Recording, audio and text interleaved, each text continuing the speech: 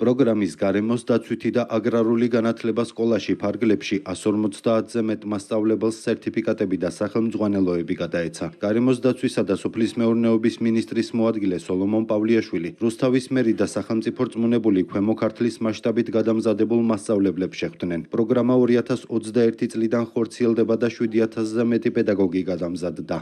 სახელმწიფო ყველაფერს აკეთებს, რომ შექმნას мотивация, რათა აი დეფიციტური პროფესიები, რომელიც არსებობს როგორც გარემოს დაცვის მიმართულებით, აგრარული მიმართულებით, რომ ის შევსება მოხდეს და ანალოგიურად, რა თქმა უნდა, სამუშაო ადგილებიც არის მათთვის, რომ შემდგომში გარანტირებული კონდეთ. რუსთავისთვის ეკოლოგია და გარემოზე ზრუნვა არის მთავარი მიმართულება. ჩვენ ამ კუთხით ძალიან ბევრ პროექტს ვახორციელებთ, თუმცა მნიშვნელოვანია სწორედ ამ პროცესში სამინისტროს ჩართულობა და მსგავსი პროექტების განხორციელება. გარემოს დაცვის მიმართულებით კვალიფიკაციის ამაღლების მიზნით ჩატარდა აღნიშნული სემინარები, რომელიც ხელს შეუწყობს ჩვენი სკოლის მოსწავლეების ცნობიერების ამაღლებას გარემოს მიმართულებით, რაც უაღრესად მნიშვნელოვანი არის. ამ ტრენინგმა ძალიან მნიშვნელოვანი ცოდნა და გამოცდილება შემძინა.